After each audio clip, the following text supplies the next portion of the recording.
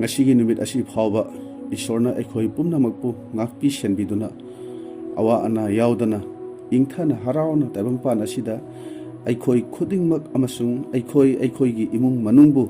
thambibagi damakta Ishorbu aikhoi thamoi sengna thagatsi aduga ngasi anoba sarmon amaga loinana khwai pumnamakpu Prabhu Jisu Krista gi mingda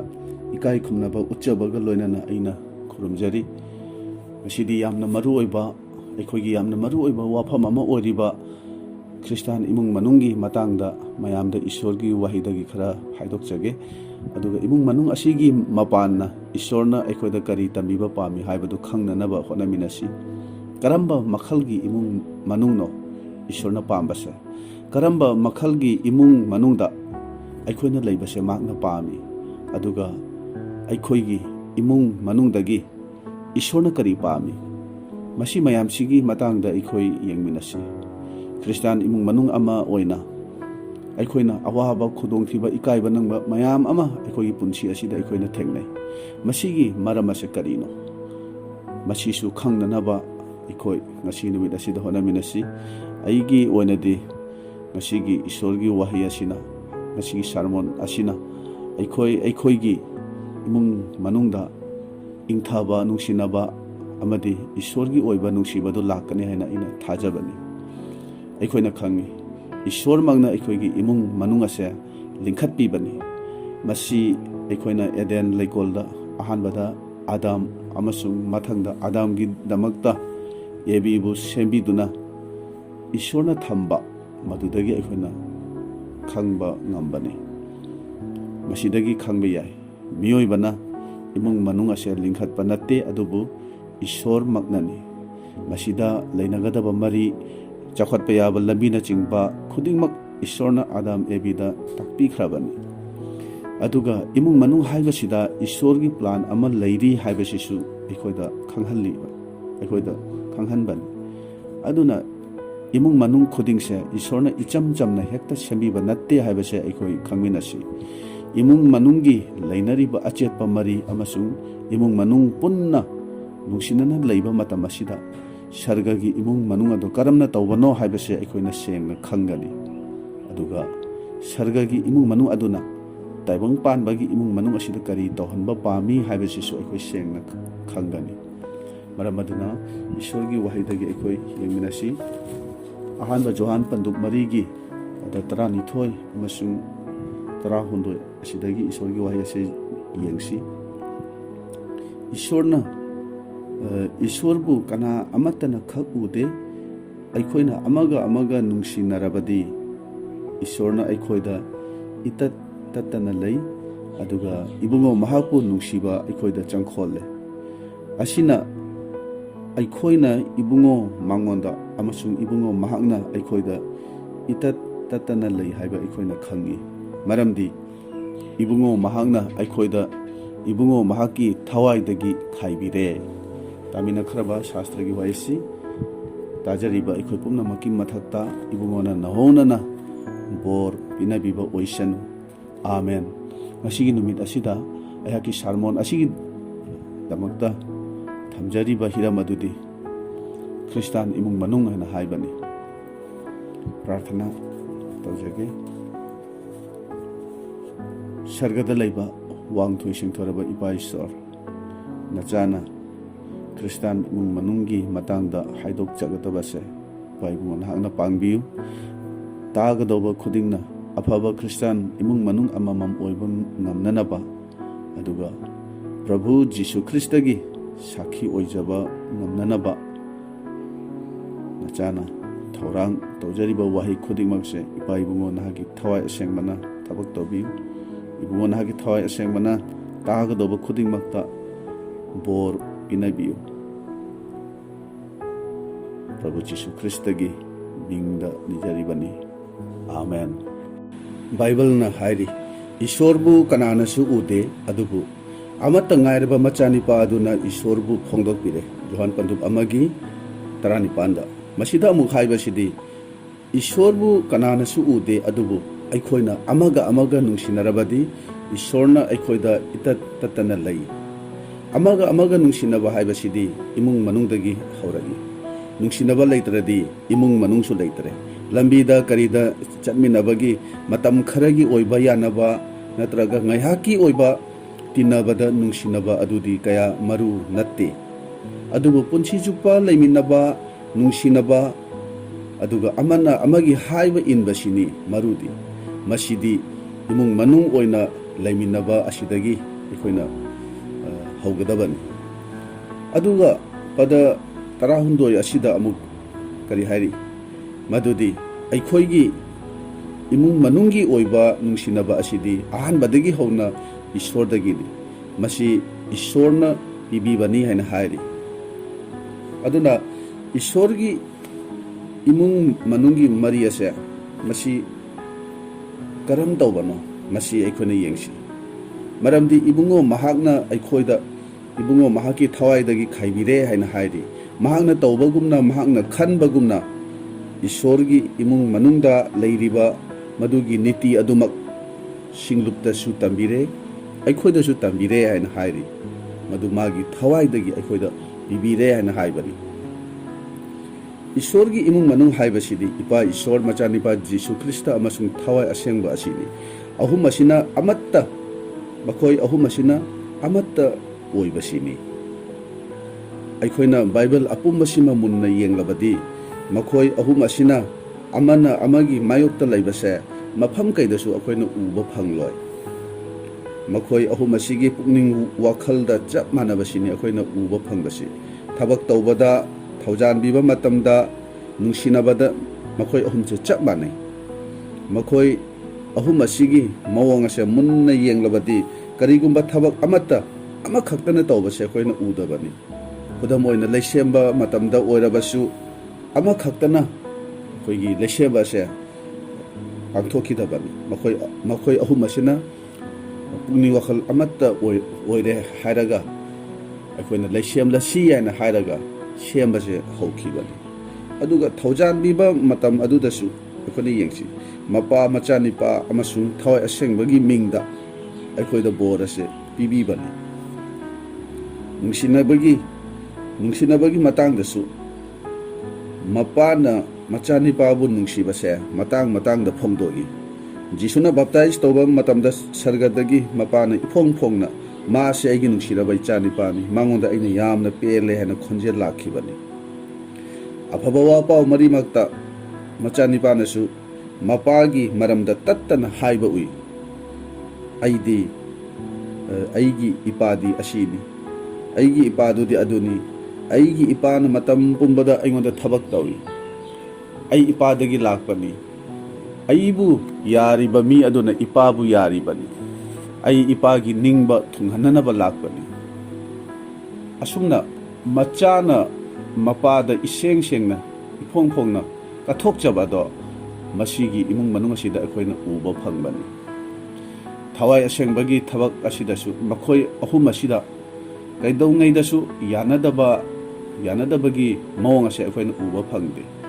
mapaga orabasu machaga orabasu yanadaba amatta ude thawai asengmana thabak tawba mafam pumnamakta mapagi amasung machanipagi matik mangalasu makhoi animaki mapagi aduga machanipagi matik mangalase thawai asengbasina phongdokpa masini ahumna amatta oiba imung manung makhoigi nungsinaba ikhoina uba phangbase masini aduga masigi nungsinaba sini singlupta ishorgi thawaidagi bibire han haibase aduga amuk mapa machanipa amasung thawai asengbagi imungse singlupki mapanna tabangpana sida sadorakpa hawi han hairi maramdi singlup ase magi imung manungni bible na hairi jisubu thajaba miyoyado ishorgi macha oire haibadi ishorgi imung manunggi mi ama oirabani aigi khandoklaba sagai haina bible asida hairi ningthau lebaki purohit ni hairi aigi oiba mi ni asengba jat ni aigi ichani haina hairi ahanba Peter anigi mapanda asumna singlupase ishorna magi imung manungni haidona ishorgi imung manunggi masing ase ꯇꯥꯏꯕꯪꯄꯥꯟ ꯑꯁꯤꯗ ꯍꯦꯟꯒꯠꯂꯤꯕꯅꯤ ꯃꯁꯤꯗꯁꯨ ꯏꯕꯨꯡꯉꯣꯅ ꯃꯥꯒꯤ ꯅꯨꯡꯁꯤꯕꯗꯣ ꯖꯤꯁꯨ ꯈ꯭ꯔꯤꯁꯇꯒꯤ ꯃꯄꯥꯟꯅ ꯇꯥꯏꯕꯪꯄꯥꯟ ꯑꯁꯤꯗ ꯅꯨꯡꯁꯤꯕꯁꯦ ꯐꯣꯡꯗꯣꯛꯄꯤꯕꯅꯤ ꯃꯗꯨꯗꯤ ꯑꯦꯗꯦꯟ ꯂꯩꯀꯣꯜꯗ ꯃꯤꯑꯣꯏꯕꯒ ꯏꯁꯣꯔꯒ ꯇꯠꯅꯈ꯭ꯔꯕ ꯃꯔꯤ ꯑꯗꯣ ꯁꯝꯖꯤꯟꯕꯤꯕꯅꯤ ꯃꯥꯊꯤ ꯄꯟꯗꯨꯞ 5:8 ꯎꯔꯤ ꯇꯞꯊꯕ ꯄꯤꯕꯤꯕꯁꯤꯡ ꯏꯪꯊꯕ ꯄꯨꯔꯛꯄꯁꯤꯡ ꯑꯗꯣ ꯌꯥꯏꯐꯕꯅꯤ ꯃꯔꯝꯗꯤ ꯃꯈꯣꯏꯕꯨ ꯏꯁꯣꯔꯒꯤ ꯃꯆꯥꯁꯤꯡ ꯀꯧꯒꯅꯤ ꯄ꯭ꯔꯚꯨ ꯖꯤꯁꯨꯅ ꯏꯁꯣꯔꯒ ꯃꯤꯑꯣꯏꯕꯒ ꯇꯠꯅꯈ꯭ꯔꯕ ꯃꯔꯤ ꯑꯗꯣ ꯑꯃꯨꯛ ꯍꯟꯅ ꯁꯝꯅꯍꯜꯂꯤꯕꯅꯤ ꯁꯤꯡꯂꯨꯞꯄꯨ ꯏꯁꯣꯔꯒꯤ ꯏꯃꯨꯡ ꯃꯅꯨꯡ ꯑꯩꯈꯣꯏꯒꯤ ꯁꯤꯡꯂꯨꯞ ꯑꯁꯤ ꯏꯁꯣꯔꯒꯤ ꯏꯃꯨꯡ ꯃꯅꯨꯡꯅꯤ ꯍꯥꯏꯗꯨꯅ ꯍꯥꯏꯔꯤ ꯃꯗꯨꯗꯤ ꯀꯔꯝꯅꯅꯣ ꯍꯥꯏꯅ ꯍꯥꯏꯔꯒꯗꯤ ꯖꯤꯁꯨꯕꯨ ꯊꯥꯖꯕ ꯃꯇꯝ ꯑꯁꯤꯗ ꯑꯩꯈꯣꯏꯅ ꯏꯄꯥ ꯑꯗꯨꯕꯨ ꯑꯃꯨꯛ ꯍꯟꯅ ꯐꯪꯖꯔꯤꯕꯅꯤ ꯇꯠꯅꯈ꯭ꯔꯕ ꯃꯔꯤ ꯑꯗꯣ ꯑꯃꯨꯛ ꯍꯟꯅ ꯁꯝꯅꯍꯟꯅꯕ ꯏꯁꯣꯔꯅ ꯍꯣꯠꯅꯕꯁꯦ ꯃꯇꯥꯡ ꯑꯁꯤꯗ ꯑꯩꯈꯣꯏꯅ ꯎꯕ ꯐꯪꯏ ꯃꯁꯤꯒꯨꯝꯕꯒꯤ ꯄꯨꯛꯅꯤꯡ ꯋꯥꯈꯜ ꯃꯁꯤꯒꯨꯝꯕꯒꯤ ꯄ꯭ꯂꯥꯟ ꯑꯁꯦ ꯏꯁꯣꯔ ꯊꯥꯖꯕ ꯑꯩꯈꯣꯏꯒꯤ ꯏꯃꯨꯡ ꯃꯅꯨꯡ ꯑꯁꯤꯗꯁꯨ ꯃꯁꯤꯃꯛ ꯑꯩꯈꯣꯏꯅ ꯇꯧꯐꯝ ꯊꯣꯛꯄꯅꯤ ꯃꯁꯤꯒꯤ ꯄꯨꯛꯅꯤꯡ ꯋꯥꯈꯜ ꯑꯁꯦ ꯑꯩꯈꯣꯏꯗ ꯂꯩꯐꯝ ꯊꯣꯛꯄꯅꯤ ꯈ꯭ꯔꯤꯁꯇꯥꯟ ꯄꯨꯟꯁꯤꯗ ꯃꯁꯤ ꯆꯠꯀꯗꯕ ꯅꯤꯇꯤ ꯑꯗꯨꯅꯤ ꯑꯗꯨꯕꯨ ꯑꯋꯥꯕꯗꯤ ꯉꯁꯤꯗꯤ ꯈ꯭ꯔꯤꯁꯇꯥꯟ ꯏꯃꯨꯡ ꯃꯅꯨꯡ ꯑꯌꯥꯝꯕꯗ ꯑꯃꯅ ꯑꯃꯒꯤ ꯃꯥꯌꯣꯛꯇ ꯑꯗꯨꯒ ꯑꯃꯒ ꯌꯥꯅꯗꯕꯁꯦ ꯂꯩꯔꯤꯕꯅꯤ ꯃꯔꯝ ꯑꯁꯤꯅ ꯏꯃꯨꯡ ꯃꯅꯨꯡꯗ ꯅꯠꯇ꯭ꯔꯒ ꯁꯤꯡꯂꯨꯞꯇ ꯎꯪꯈꯠꯅꯕ ꯅꯠꯇ꯭ꯔꯒ ꯑꯃꯒ ꯅꯨꯡꯉꯥꯏꯅꯗꯕ ꯑꯁꯨꯝꯅ ꯑꯋꯥꯕ ꯀꯌꯥ ꯑꯩꯈꯣꯏꯅ ꯊꯦꯡꯅꯔꯤ ꯑꯗꯨꯅ ꯏꯃꯨꯡ ꯃꯅꯨꯡ kaya amadi harauna hingba ngamde ꯏꯁꯣꯔꯒꯤ ꯕꯣꯔ ꯑꯗꯨ ꯃꯈꯣꯏꯅ ꯐꯪꯕ ꯉꯝꯗꯕꯅꯤ ꯑꯗꯨꯅ ꯉꯁꯤꯗꯤ ꯕꯥꯏꯕꯜꯗꯒꯤ ꯏꯃꯨꯡ ꯃꯅꯨꯡ ꯑꯃꯒꯤ ꯃꯇꯥꯡꯗ ꯑꯩꯈꯣꯏ ꯌꯦꯡꯃꯤꯟꯅꯁꯤ ꯍꯥꯏꯒꯗꯧꯔꯤꯕ ꯏꯃꯨꯡ ꯃꯅꯨꯡ ꯑꯁꯤꯒ ꯑꯩꯈꯣꯏ ꯏꯁꯥꯒꯤ ꯏꯃꯨꯡ ꯃꯅꯨꯡꯒ ꯆꯥꯡꯗꯝꯅꯗꯨꯅ ꯑꯩꯈꯣꯏ ꯌꯦꯡꯁꯤ ꯑꯗꯨꯒ ꯏꯁꯣꯔꯅ ꯃꯥꯒꯤ ꯋꯥꯍꯩ ꯑꯁꯤꯗꯒꯤ ꯑꯩꯈꯣꯏꯗ ꯀꯔꯤ ꯈꯪꯍꯟꯕ ꯂꯩ ꯍꯥꯏꯅ ꯍꯥꯏꯕꯗꯣ ꯃꯗꯨꯁꯨ ꯑꯩꯈꯣꯏ ꯌꯦꯡꯁꯤ ꯃꯥꯒꯤ ꯋꯥꯍꯩ ꯑꯁꯤꯅ ꯑꯩꯈꯣꯏꯗ ꯈꯪꯍꯜꯂꯤꯕꯁꯤ ꯀꯔꯤꯅꯣ ꯃꯗꯨꯒꯤ ꯃꯇꯥꯡꯗ ꯑꯩꯈꯣꯏ ꯃꯨꯟꯅ ꯌꯦꯡꯁꯤ ꯑꯗꯨꯒ ꯈ꯭ꯔꯤꯁꯇꯥꯟ ꯏꯃꯨꯡ ꯃꯅꯨꯡꯁꯤꯡꯅ ꯑꯋꯥꯕ ꯄ꯭ꯔꯣꯕ꯭ꯂꯦꯝ kaya ꯑꯩꯈꯣꯏꯅ ꯊꯦꯡꯅꯕꯒꯤ ꯃꯔꯝ ꯑꯁꯤ ꯀꯔꯤꯅꯣ ꯃꯁꯤꯁꯨ ꯑꯩꯈꯣꯏ ꯈꯪꯕ ꯉꯝꯕ꯭ꯔꯥ ꯍꯥꯏꯗꯨꯅ ꯌꯦꯡꯁꯤ ꯑꯗꯨꯅ ꯉꯁꯤ ꯑꯩꯈꯣꯏ ꯏꯁꯥꯛꯀꯤ ꯏꯃꯨꯡ ꯃꯅꯨꯡꯒꯤ ꯃꯇꯥꯡꯗ ꯑꯩꯈꯣꯏ ꯌꯦꯡꯃꯤꯟꯅꯁꯤ ꯑꯩꯈꯣꯏꯅ ꯈꯪꯏ ꯏꯁꯥꯛ ꯑꯕ꯭ꯔꯥꯍꯥꯝꯒꯤ ꯃꯆꯥꯅꯨꯄꯥꯅꯤ ꯏꯁꯥꯛꯀꯤ ꯅꯨꯄꯤ ꯔꯦꯕꯦꯀꯥꯅꯤ ꯃꯆꯥꯅꯨꯄꯥ ꯑꯍꯜꯅ ꯑꯦꯁꯥꯎꯅꯤ ꯑꯗꯨꯒ ꯑꯇꯣꯝꯕꯅ ꯖꯥꯀꯣꯕꯅꯤ ꯃꯈꯣꯏꯒꯤ ꯏꯃꯨꯡ ꯃꯅꯨꯡꯗ ꯃꯤꯑꯣꯏ 4ꯅꯤ ꯃꯈꯣꯏꯒꯤ ꯄꯤꯛꯈ꯭ꯔꯕ ꯏꯃꯨꯡ ꯃꯅꯨꯡ ꯑꯁꯤꯒꯤ ꯃꯤꯑꯣꯏ ꯑꯃꯃꯝꯅ ꯀꯔꯤ ꯈꯜꯂꯤ ꯀꯔꯤ ꯇꯧꯔꯤ ꯃꯈꯣꯏꯅ ꯀꯔꯤ ꯄ꯭ꯂꯥꯟ ꯇꯧꯔꯤ ꯍꯥꯏꯕꯗꯣ ꯃꯗꯨ ꯈꯪꯅꯅꯕ ꯑꯩꯈꯣꯏ ꯍꯣꯠꯅꯃꯤꯟꯅꯁꯤ ꯃꯁꯤꯃꯛ ꯑꯩꯈꯣꯏꯒꯤ ꯏꯃꯨꯡ ꯃꯅꯨꯡꯒ ꯆꯥꯟꯅꯕ꯭ꯔꯥ ꯅꯠꯇ꯭ꯔꯒ ꯆꯥꯟꯅꯗꯕ꯭ꯔꯥ ꯍꯥꯏꯕꯗꯣ ꯃꯗꯨꯁꯨ ꯑꯩꯈꯣꯏ ꯃꯨꯟꯅ ꯌꯦꯡꯃꯤꯟꯅꯁꯤ ꯑꯍꯥꯟꯕꯗ ꯃꯆꯥꯅꯨꯄꯥ ꯑꯍꯜ ꯑꯦꯁꯥꯎꯒꯤ ꯃꯇꯥꯡꯗ ꯑꯩꯈꯣই ꯌꯦꯡꯁꯤ ꯑꯩꯈꯣꯏꯅ ꯈꯪꯏ ꯃꯗꯨꯗꯤ ꯑꯦꯁꯥꯎ ꯑꯃꯁꯨꯡ ꯖꯥꯀꯣꯕ ꯑꯁꯦ ꯐꯥꯏꯕꯣꯛꯅꯤ ꯃꯃꯥꯒꯤ ꯄꯨꯛꯅꯤꯡꯗ ꯂꯩꯔꯤꯉꯩꯗꯒꯤ ꯍꯧꯅ ꯃꯈꯣꯏ ꯑꯅꯤ ꯑꯁꯤ ꯇꯤꯟꯅꯕ ꯌꯥꯗꯦ ꯃꯁꯤꯒꯤ ꯃꯇꯥꯡꯁꯦ ꯃꯩꯍꯧꯔꯣꯟ 15ꯗ ꯌꯦꯡꯂꯕꯗꯤ ꯑꯩꯈꯣꯏꯅ ꯈꯪꯒꯅꯤ ꯑꯗꯨꯅ ꯃꯈꯣꯏ ꯑꯅꯤ ꯑꯁꯤ ꯄꯣꯛꯇꯨꯅ ꯆꯥꯎꯈꯠꯂꯛꯄꯒꯤ ꯃꯇꯨꯡ ꯏꯟꯅ ꯏꯁꯥꯛꯄꯨꯁꯨ ꯏꯁꯣꯔꯅ ꯕꯣꯔ ꯌꯥꯝꯅ ꯄꯤꯕꯤꯔꯝꯃꯤ ꯑꯗꯨꯒ ꯑꯦꯁꯥꯎꯒꯤ ꯑꯁꯣꯏꯕꯁꯦ ꯑꯩꯈꯣꯏꯅ ꯃꯩꯍꯧꯔꯣꯟ 23ꯀꯤ 34 ꯑꯃꯁꯨꯡ 35ꯗ ꯌꯦꯡꯂꯕꯗꯤ ꯃꯁꯤ ꯑꯩꯈꯣꯏꯅ ꯁꯦꯡꯅ ꯈꯪꯒꯅꯤ ꯃꯁꯤꯗ ꯑꯦꯁꯥꯎꯅ ꯃꯁꯥꯒꯤ ꯆꯍꯤ 90 ꯁꯨꯔꯕꯗ ꯏꯁꯣꯔ ꯅꯤꯡꯗꯕꯤ ꯅꯨꯄꯤꯁꯤꯡꯒ ꯂꯨꯍꯣꯡꯕꯒꯤ ꯃꯔꯝꯅ ꯃꯄꯥ ꯑꯃꯁꯨꯡ ꯃꯃꯥꯒꯤ ꯄꯨꯟꯁꯤꯗ ꯑꯋꯥꯕ ꯄꯤꯔꯝꯃꯤ ꯍꯥꯏꯅ ꯑꯩꯈꯣꯏꯅ ꯕꯥꯏꯕꯜ ꯑꯁꯤꯗ ꯎꯕ ꯐꯪꯏ ꯃꯁꯤꯗ ꯈꯪꯕ ꯌꯥꯕꯁꯤ ꯏꯁꯣꯔꯒ ꯋꯥꯔꯦꯞꯅꯕ ꯑꯗꯨ ꯑꯦꯁꯥꯎꯅ ꯄꯥꯝꯗꯕꯁꯦ ꯃꯗꯨꯒꯤ ꯃꯇꯥꯡꯗ ꯃꯍꯥꯛꯅ ꯋꯥꯈꯜ ꯇꯧꯗꯕꯁꯦ ꯃꯇꯥꯡ ꯑꯁꯤꯗ ꯑꯩꯈꯣꯏꯅ ꯎꯕ ꯐꯪꯏ ꯃꯁꯤꯒꯤ ꯏꯃꯨꯡ ꯃꯅꯨꯡ ꯑꯁꯤꯗ ꯑꯕ꯭ꯔꯥꯍꯥꯝꯒꯤ ꯃꯇꯝꯗꯒꯤ ꯍꯧꯅ ꯕꯣꯔ ꯄꯤꯕꯒꯤ ꯋꯥꯔꯦꯞꯅꯕ ꯑꯃ ꯂꯩꯔꯤꯕꯅꯤ ꯍꯥꯏꯕꯁꯦ ꯏꯃꯨꯡ ꯃꯅꯨꯡ ꯑꯁꯤꯒꯤ ꯃꯤ ꯈꯨꯗꯤꯡꯃꯛꯅ ꯈꯪꯂꯤꯕꯅꯤ ꯏꯁꯣꯔꯒ ꯋꯥꯔꯦꯞꯅꯕꯁꯤ ꯑꯦꯁꯥꯎꯅ ꯇꯁꯦꯡꯅ ꯄꯥꯝꯂꯝꯕ ꯑꯣꯏꯔꯒꯗꯤ ꯍꯥꯏꯕꯗꯤ ꯏꯁꯣꯔꯒꯤ ꯕꯣꯔ ꯑꯁꯤ ꯃꯍꯥꯛꯅ ꯇꯁꯦꯡꯅ ꯄꯥꯝꯂꯒꯗꯤ ꯏꯁꯣꯔ ꯅꯤꯡꯗꯕꯤ ꯅꯨꯄꯤꯁꯤꯡꯒ ꯃꯍꯥꯛ ꯂꯨꯍꯣꯡꯕ ꯌꯥꯗꯦ ꯍꯥꯏꯕꯁꯦ ꯃꯍꯥꯛꯅ ꯈꯟꯒꯗꯧꯕꯅꯤ ꯃꯁꯤꯗꯤ ꯏꯁꯣꯔꯒꯤ ꯌꯥꯊꯪꯅꯤ ꯃꯥꯒꯤ ꯅꯤꯌꯣꯝꯅꯤ ꯍꯥꯏꯕꯁꯦ ꯃꯥꯅ ꯃꯁꯤꯒꯤ ꯃꯇꯥꯡꯗ ꯈꯟꯒꯗꯧꯕꯅꯤ aduna Abrahamna magi machanupa Isaakkidamakta Rebecca bu karamna luhongbikiba adubu Isaakki matam asidadi mahak mapa ama oina machagi mau thibiba asida Abrahamgi pukning ado leikidabani asina maram oire haraga Esaugi punsida Ishorgi oiba pukning wakhal ase laitabagi maramna asoiba mayam ama magi punsida lakhibani Esaugi punsida aikoina ubase mapa amasung mamagi dharma chenbagi lambi aduda mahana chatpase pamde mahangna khangibani mapa amasung mamana karamna luhongkhiba mapubok Abraham kayada dharma chenba mapa Isaaksu mamasu kayada dharma chenba adubu haribasing asida mahaki apamba natraga magi thawa yawbado matang asida aikoina uba phangde asina maram oiraga mahakna magi phangpham thokpa borsing ado manghankhibani Esauna machanupa ahan oibagi Ishordagi phanggadaba bor ado mahakna manghanjaki mahakna aranba warep lauduna macha ahal oibagi hak biwa phamado Jacobta jonthokibani aduga amuk Ishor ningdabi nupi lauduna mapunchi chupa Ishor ningdaba punchi ama oina mahanga se hingkibani mahakna mamittagi mapi sinthaduna kaplabasu maduda pukning hongbagi pirang adudi mahakna sinthakide aduna Ibreo panduk tarani thoigi pada tara taruk amasung tara tere ase aikoina yenglabadi masida aikoina ubo phangbase karino masida haibasi mahakna mamitta mapi taduna mamittagi mapi sinthaduna Ishorgi boradu thiraba phawbada mahakna tawkhiba adudagi amuk onthoknaba lambi adu leiramde hain hairi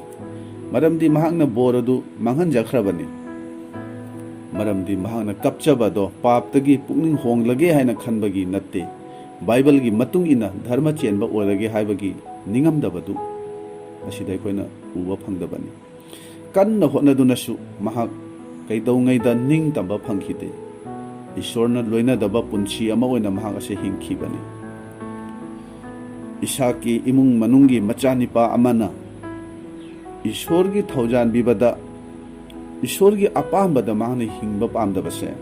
matang asida aikoina uba phangbani aina haijaningbadi aikoi naha ama oina pakhang ama oina aikoi wakhal tawminasi mapa ama oina aikoi wakhal tawminasi Ishorna aikhoigi damakta aikhoigi imung manunggi damakta thamliba bor aduda aikoi wakhal thamlibra karigumba madu pamlagadi Ishorna pamdaba Esaugi khongthang ado aikoi thangloisi aduga naha ama oina ima ipana chatliba lambi Ishor ningbagi lambi aduda punna chatminaduna aikoi saruk yaminasi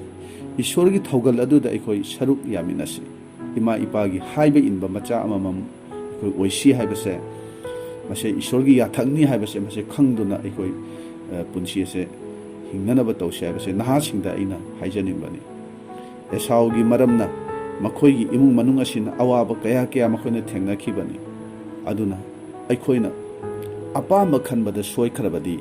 aikhoigi punchi asina aikhoigi apamba do khanbada soikrabadi aduga pungning hongbada su karigumba chumdrabadi kaidongai dasu paptagi ningtamloi haibase aikoi khangminasi masigi Esaugi lamchat ase nahasingda natraga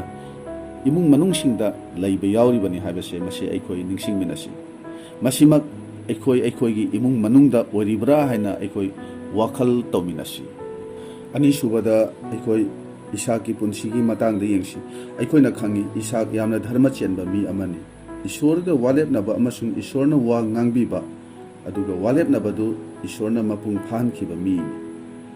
adubu aikoina ningsingba yabadi kanagumba mioi amana Ishorga walepnabadu kauthokpa yabra adugi maramna magi punsida amasung magi imung manungda awaba oiba yabra masi aikoi khanthaningaini aduna maihoron pandu kuntareta aikoina uba phangi madudi Isaak yamna ahal oibagi maramna mamitsu mamsillaklei haina aikoina uba phangi macha singbu bor piramlaga mahak sigani haina mahakna khalli aduna Isaakna Esaubu kauraga hai sa taalu cho aina chananaba pamjaba chak insang thongduna puragu aina sidringaida nahakpu bor iramge pandu puntaret asigi hek mathakki pada aduda parabadi ekhona kari ui madudi Esauna atopa jatki nupi sing laubagi maramna Isaak amasung Rebecca bu awaba pirami haina akhona uba phangbani adubu madugi awaba du Isaakna yamna thuna kauthokpase matang asida akhona uba phangbani aduga Ishorga Isaaka warepna khibagi matang adusu akhona yengsi masigi imung asina Isaaki imung manung asina warepna bagi borado phangnabagi damakta dharma nattaba lambida makoina chatpase akhona uba phangbani Isaakna Ishorna pamba adugi ona tainana Esaubu nungsibase akhona matang asida uba phangi aina masi haibagi maramdi imungda macha ani natraga ani dagi hena leirabasu amana amadagi hena khanbase chumde haibase aina haijaningbani adugi mathakta Isaakti ichamchamba mi natte aduga singlupta yauriba aikoise ichamchamba mi natte Ishorna aikoigi damakta thaurang tawbibani Ishorna mamangaidagi hauna aikoina kari tawgadage haibase mahangna plan tawraga thambikhrabani adubu aikoi haibe inbaga loinana mapung phananaba aikoi manglomda chakhat patai Isaakna Ishorgi apambagi mayokta Esaubu khalle hana haibagi maramdi maihoran pandup kun mangagi kun hundoi asida khoni yenglabadi Ishorna mangjaunana haikhrabani ahan aduna atombagi makha pongani adubu yengbiu Isaaknadi Isaak asinadi akoina mana tawbase karino atopa jatki nupi lauriba machanupa ahal Esaubu bor pinanaba mahangna honari aduga warepnaba ado Ishorga maga warepnaba adu sumana kauthokle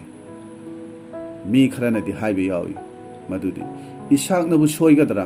mahangna langadra haina Ishorgi mi orabasu aikoi soiba nai lanba yawi matang asida Isaakpu yengbiu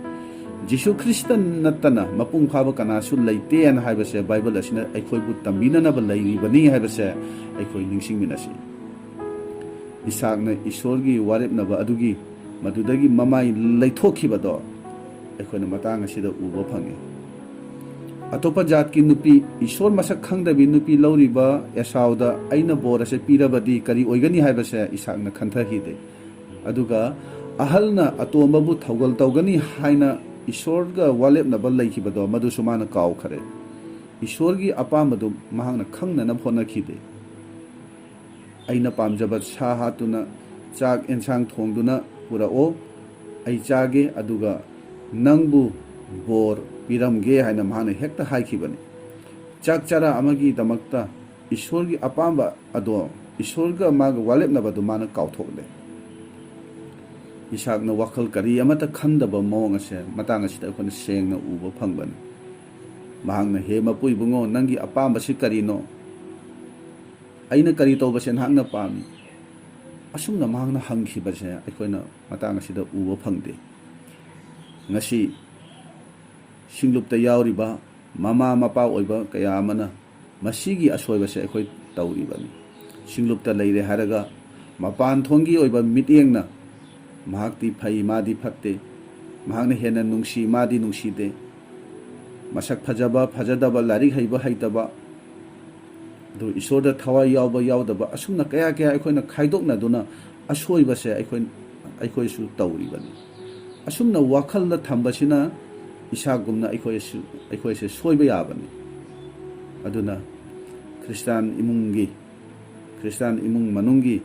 mama mapa singdi ahanbada Ishorgi warepnabado aikoi ningsing batai Ishorgi apambasi karino haibase aikoi ahanbada masi yengbatai adubu Isaakna Ishorgi apambado hana khandabagi maramna magi imung manungda awaba kya ꯂꯥꯛꯈꯤ ꯍꯥꯏꯕꯁꯦ ꯑꯩꯈꯣꯏꯅ Bible ꯑꯁꯤꯗ ꯎꯕ ꯐꯪꯕꯅꯤ꯫ ꯑꯦꯁꯥꯎꯒꯤ ꯄꯨꯟꯁꯤꯗꯁꯨ ꯑꯋꯥꯕ ꯉꯥꯛꯇꯅꯤ꯫ ꯏꯁꯥꯛꯀꯤ ꯏꯃꯨꯡ ꯃꯅꯨꯡ ꯑꯗꯣ ꯏꯁꯣꯔꯒꯤ ꯑꯄꯥꯝꯕ ꯃꯇꯨꯡ ꯏꯟꯅ ꯆꯠꯇꯕꯒꯤ ꯃꯔꯝꯅ ꯑꯋꯥꯕ ꯀꯌꯥ ꯃꯈꯣꯏꯅ ꯊꯦꯡꯅꯈꯤ꯫ ꯉꯁꯤ ꯁꯤꯡꯂꯨꯞꯇ ꯌꯥꯎꯔꯤꯕ ꯃꯃꯥ ꯃꯄꯥ ꯀꯌꯥ ꯑꯃꯅ ꯏꯁꯣꯔꯒꯤ ꯑꯄꯥꯝꯕꯒꯤ ꯃꯇꯨꯡ ꯏꯟꯅ ꯆꯠꯄꯒꯤ ꯃꯍꯨꯠꯇ ꯃꯁꯥ ꯃꯁꯥꯒꯤ ꯑꯅꯤꯡꯕ ꯑꯄꯥꯝꯕꯗ ꯆꯠꯄꯒꯤ ꯃꯔꯝꯅ ꯏꯃꯨꯡꯗ ꯑꯋꯥꯕ ꯀꯌꯥ ꯊꯦꯡꯅꯔꯤꯕꯅꯤ꯫ ꯑꯩꯈꯣꯏ ꯏꯁꯥꯅ ꯋꯥꯈꯜ ꯇꯧꯁꯤ, ꯑꯩꯒꯤ ꯏꯃꯨꯡ ꯃꯅꯨꯡ ꯑꯁꯤꯁꯨ ꯑꯁꯤꯒꯨꯝꯕ ꯃꯈꯜꯒꯤ ꯏꯃꯨꯡꯔꯥ? ꯑꯩꯒꯤ ꯏꯃꯨꯡ ꯃꯅꯨꯡꯗ ꯑꯋꯥꯕ, ꯏꯀꯥꯏꯕ ꯑꯁꯤꯒꯨꯝꯕ ꯅꯪꯂꯤꯕ ꯃꯌꯥꯝ ꯑꯁꯤꯒꯤ ꯃꯔꯝ ꯑꯁꯤ ꯀꯔꯤꯅꯣ? ꯃꯁꯤꯒꯤ ꯗꯥꯏꯇꯁꯤ ꯀꯅꯥꯅꯣ? ꯃꯁꯤꯕꯨ ꯑꯩꯒꯤ ꯃꯔꯝꯅꯔꯥ? ꯃꯁꯤ ꯑꯩꯈꯣꯏ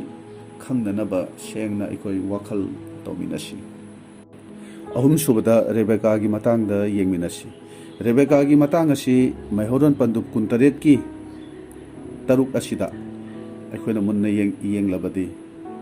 ꯃꯁꯤꯗꯒꯤ ꯑꯩꯈꯣꯏ ꯃꯊꯪ ꯑꯁꯨꯝ ꯄꯥꯊꯔꯛꯂꯕꯗꯤ ꯔꯦꯕꯦꯀꯥꯒꯤ ꯃꯇꯥꯡ ꯑꯁꯤ ꯑꯩꯈꯣꯏ ꯐꯖꯅ ꯈꯪꯕ ꯉꯝꯒꯅꯤ꯫ ꯏꯁꯥꯛꯅ ꯑꯦꯁꯥꯎꯕꯨ ꯕꯣꯔ ꯄꯤꯒꯗꯧꯔꯦ ꯍꯥꯏꯕꯁꯤ ꯔꯦꯕꯦꯀꯥꯅ ꯈꯪꯂꯕꯗ ꯃꯍꯥꯛꯅ ꯃꯤꯅꯝꯕ ꯑꯃꯁꯨꯡ ꯑꯔꯥꯟꯕ ꯄꯥꯝꯕꯩ ꯁꯤꯖꯤꯟꯅꯗꯨꯅ ꯏꯁꯣꯔꯒꯤ ꯕꯣꯔꯗꯨ ꯖꯥꯀꯣꯕꯅ ꯐꯪꯅꯅꯕ ꯍꯣꯠꯅꯕꯁꯤ ꯑꯩꯈꯣꯏꯅ ꯃꯇꯥꯡ ꯑꯁꯤꯗ ꯎꯕ ꯐꯪꯕꯅꯤ꯫ ꯔꯦꯕꯦꯀꯥꯅ ꯈꯜꯂꯤꯕ ꯑꯦꯁꯥꯎꯅ ꯕꯣꯔ ꯑꯗꯨ ꯐꯪꯐꯝ ꯊꯣꯛꯇꯦ ꯍꯥꯏꯅ ꯈꯜꯂꯤꯕꯗꯨ ꯐꯣꯡꯅ ꯌꯥꯝꯅ ꯁꯦꯡꯅ ꯏꯁꯥꯛꯀ ꯋꯥꯔꯤ ꯁꯥꯟꯅꯕ ꯌꯥꯕꯅꯤ, ꯏꯁꯣꯔꯒꯤ ꯑꯅꯤꯡꯕꯗꯨ ꯍꯪꯕ ꯌꯥꯕꯅꯤ꯫ ꯑꯗꯨꯕꯨ ꯔꯦꯕꯦꯀꯥꯅ ꯃꯤꯅꯝꯕ ꯑꯃꯁꯨꯡ ꯑꯔꯥꯟꯕ ꯄꯥꯝꯕꯩ ꯁꯤꯖꯤꯟꯅꯗꯨꯅ ꯃꯄꯨꯔꯣꯏꯕꯕꯨ ꯃꯤꯅꯝꯗꯨꯅ ꯖꯥꯀꯣꯕꯅ ꯕꯣꯔ ꯐꯪꯅꯅꯕ ꯃꯍꯥꯛꯅ ꯁꯤꯟꯕꯁꯦ ꯑꯩꯈꯣꯏꯅ ꯃꯇꯥꯡ ꯑꯁꯤꯗ ꯑꯩꯈꯣꯏꯅ ꯎꯕ ꯐꯪꯕꯅꯤ꯫ ꯑꯩꯈꯣꯏꯅ ꯈꯪꯉꯤ ꯔꯦꯕꯦꯀꯥꯅ ꯃꯤꯔꯣꯟꯕ ꯃꯇꯝꯗ ꯃꯥꯒꯤ ꯄꯨꯛꯅꯨꯡꯗ ꯂꯩꯔꯤꯕ ꯑꯉꯥꯡ ꯑꯅꯤꯗꯨ ꯌꯥꯝꯅ ꯀꯟꯅ ꯈꯟꯅꯕꯒꯤ ꯃꯔꯝꯅ ꯃꯍꯥꯛ ꯁꯤꯒꯗꯧꯕ ꯃꯈꯩ ꯋꯥꯈꯤꯕꯅꯤ꯫ ꯑꯗꯨꯅ ꯃꯍꯥꯛꯅ ꯃꯄꯨ ꯏꯕꯨꯡꯉꯣꯒꯤ ꯑꯅꯤꯡꯕꯁꯤ ꯀꯔꯤꯅꯣ ꯍꯥꯏꯅ ꯃꯍꯥꯛꯅ ꯈꯪꯅꯅꯕ ꯏꯁꯣꯔꯗ ꯃꯥꯅ ꯍꯪꯖꯈꯤ꯫ ꯑꯉꯥꯡ ꯎꯅꯗ꯭ꯔꯤꯉꯩꯗꯗꯤ ꯏꯁꯣꯔꯒꯤ ꯑꯅꯤꯡꯕꯗꯣ ꯃꯍꯥꯛꯅ ꯈꯪꯈꯤ꯫ ꯑꯗꯨꯕꯨ ꯉꯁꯤꯗꯤ ꯑꯁꯨꯛ ꯆꯥꯎꯕ ꯋꯥꯔꯦꯞ ꯑꯃ ꯂꯧꯒꯗꯕ ꯃꯇꯝ ꯑꯁꯤꯗꯗꯤ ꯏꯁꯣꯔꯒꯤ ꯑꯅꯤꯡꯕꯗꯣ ꯃꯍꯥꯛꯅ ꯈꯪꯅꯅꯕ ꯍꯣꯠꯅꯗꯦ꯫ ꯃꯍꯥꯛꯀꯤ ꯑꯄꯥꯝꯕ, ꯃꯍꯥꯛꯀꯤ ꯑꯅꯤꯡꯕ ꯃꯇꯨꯡ ꯏꯟꯅ ꯃꯍꯥꯛꯅ ꯊꯕꯛ ꯁꯤꯟꯕꯁꯦ ꯑꯩꯈꯣꯏꯅ ꯎꯕ ꯐꯪꯕꯅꯤ꯫ ꯁꯤꯡꯂꯨꯞꯀꯤ ꯃꯅꯨꯡꯗꯁꯨ ꯑꯁꯨꯝꯅ ꯇꯧꯕ ꯀꯌꯥ ꯌꯥꯎꯔꯤ꯫ ꯅꯧꯅ ꯊꯥꯖꯕ ꯍꯧꯔꯛꯄ ꯃꯇꯝ ꯑꯗꯨꯗꯗꯤ ꯌꯥꯝꯅ ꯍꯥꯏꯕ ꯏꯜꯂꯤ, ꯏꯁꯣꯔꯒꯤ ꯄꯨꯛꯅꯤꯡ ꯋꯥꯈꯜ ꯐꯖꯅ ꯂꯩ꯫ ꯑꯗꯨꯕꯨ ꯈꯔ ꯂꯤꯔꯛꯄ ꯃꯇꯝ ꯑꯗꯨꯗꯗꯤ ꯃꯍꯥꯛꯀꯤ ꯃꯔꯨ ꯑꯣꯏꯕ ꯊꯕꯛ ꯑꯗꯣ ꯃꯍꯥꯛꯅ ꯀꯥꯎꯊꯣꯛꯄ ꯑꯩꯈꯣꯏꯅ ꯎꯕ ꯐꯪꯕꯅꯤ꯫ ꯃꯤꯗꯨꯅ ꯊꯧ ꯁꯥꯗꯕꯁꯦ ꯑꯩꯈꯣꯏꯅ ꯎꯕ ꯐꯪꯕꯅꯤ꯫ ꯃꯤꯑꯣꯏꯕꯒꯤ ꯃꯑꯣꯡ ꯃꯇꯧ, ꯆꯠꯅꯕꯤ ꯑꯃꯁꯨꯡ ꯃꯇꯝꯗꯤ ꯍꯣꯡꯕ ꯅꯥꯏ, ꯑꯗꯨꯕꯨ ꯏꯁꯣꯔꯒꯤ ꯑꯣꯏꯕ ꯅꯤꯇꯤ ꯑꯁꯤꯗꯗꯤ ꯍꯣꯡꯕ ꯅꯥꯏꯗꯦ꯫ ꯃꯥꯗꯤ ꯉꯁꯤꯁꯨ, ꯍꯌꯦꯡꯁꯨ ꯑꯃꯁꯨꯡ ꯂꯥꯛꯀꯗꯕ ꯃꯇꯝ ꯑꯁꯤꯗꯁꯨ ꯍꯣꯡꯕ ꯅꯥꯏꯔꯣꯏ꯫ ꯑꯩꯈꯣꯏꯅ ꯐꯅ ꯌꯥꯝꯅ ꯑꯔꯤꯕ ꯊꯥꯖꯕ ꯑꯣꯏꯔꯕꯁꯨ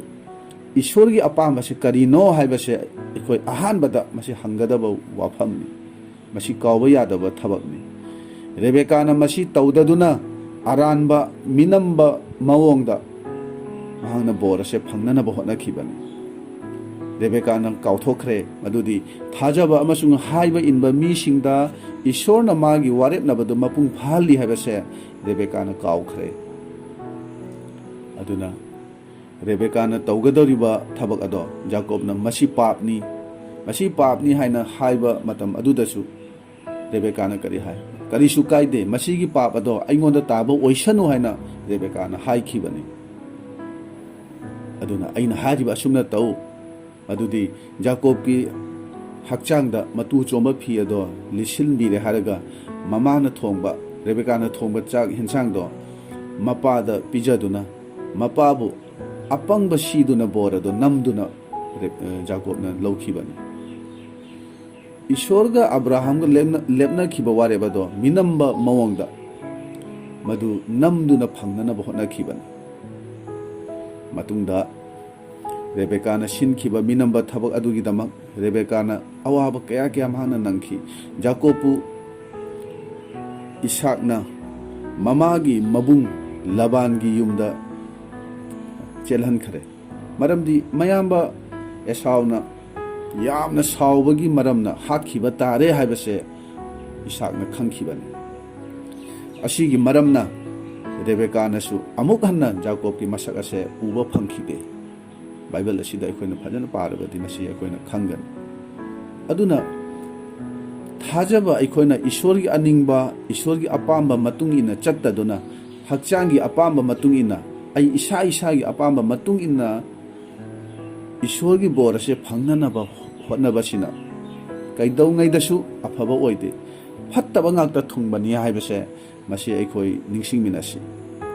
aduna aikoigi imung manunggi punsi marel amasung aikoina ishorgi bor phangnanaba hotnariba aikoigi mawong ase ishorna pambra pamdabra haibase aikoi munna wakhal khantaminasi mari subada jacob ki matang de yengsi jacob ki maramda aikoi ayambana khangba lai jacob na aranba pambai sijinaduna mapadagi boradu phangkhre aduga chen khiduna mahaki mamagi mayumda laikhre mahangna mafam aduda habadi mamagi mayum aduda mahana kari tawi karamna punsi leli habase aikoina khangi aduna jacob na kari gumba ishorda masabu kathok charam labadi ishorna matam chana mahaki damakta bor ado pibiram gadabani mahaki mamagi thausil adugi mayokta mahangna yamna kanna pamdaba natraga yaningdabado mahangna utkhide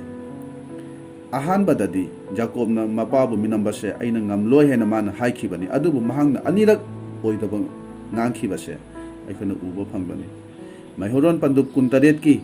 pada taramapan amasung kunda aikona yenglabadi ahanbadadi ai nahaki nacha esauni hena mana haikhibani maduda mapana nangi hakchang di esauni adubu khonjel di jacob ka manai haina haiki ali subada asuk thuna nangna kadai dagi sa phanglakliba no haina hangki maduda jacob na kari haiba mapu ibongona aibu panglibani aigi mangda sa se puraktuna thambibani haina haiki bani asumna jacob na anirak oidaba ngangbase mapabu mangna minambase aikoina uba phangbani ishorna abraham amasung ishaq ka lepna khiba warep jacob masamagna phanglagadaba walepnabado mahangna mapa ishaq ta minamduna borado mahna laukhibani ishorna pirakadaba matamado mahangna ngai khide masana hotnaduna namduna phangnanaba mahna hotna khibani dharma chendaba mawangda mahangna borado phangkhibani jiki matamasida mi kayamana imung manunggi nungainanaba aduga ishorgi borase phangnabagi damakta aranba lambida chatpa mayam ama yauribani maramdi makoina khanbasi taibang panbagi chatnabidadi oidaba khara akoi ngangbada karisu kaideda haina akoina khalli achauba thabak ama pangthoknaba hotnabada aranba minamba adugumba kharadi asum yawba tabani masi karisu kaide ishorna pumnamak uribani haina makoina khalli adubu aina matanga sida haijaningbadi ishorgi mafamda sengdaba minamba oidaba se khajikta phawba yaroi haina haibasini khajik asina achauba asoiba ama lakpa yabani aikhoigi punsida asoiba macha sing aduna nongmadi aigi punsibu achauba pap amada tahanduna aigi punsi se leikha tahankiba yabani wari asida aikhoina ubase jacobna pamjaba mahaki bor adudi phangkhre adubu mana phangjakhiba bor aduna mahak yamna awaba nangkhibani mahaki awaba adudi karino harigadi ahanbadadi mahak mayum thadoktuna mathawai hingnanaba mahak chenba takhi aikhoida ngasi karigumba ishorna asumna karigumba haiba taragadi aina ngasi nangbu bor pigani adubu nang yum thadoktuna ngasi dagi nathawai hingnanaba chenkhro haina hairagadi madu kanana su pamloi chahi kun mathoirom jacob na mayum thadokhibani ani subada aigi oiba lanthum yumda leibagi nungaiba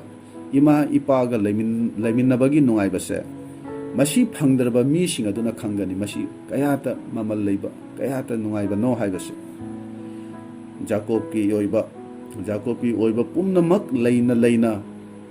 mahak migi yumda haibadi mahaki mamagi yumda minai amagumna sasan senduna mahase leikhibani jacob na masamang na haiba lei madudi aigi ten khraba punsi asida aina awaba mayam ama nangkhre Jacob ki punsida awaba se amagi mathangda ama asum awaba nangduna tam hakse laikibani kaidau ngaida mahak nungai base phangkidrabani aduna Jacob masamak awaba da nangki aduga mama Rebecca su mapa Isaac su nungai ba phangkide aduga Esau su nungai ba phangkide imung manung apumba makhoi marimak nungai ba phangdana awaba marakta makhoi punsi ado lenkibani Ishorgi imung manung oirabasu masi karigino aigi imung manung asidasu asumna oiribra aikhoi wakhal tominasi aikhoi Ishorgi imung manung nidi hairi adubu aikhoi gi pukning wakhal sengdaba amasung thabak thoramda apamba khanbada soibagi maramna aduga aikhoi masengi manungda nungsinaba leitabagi maramna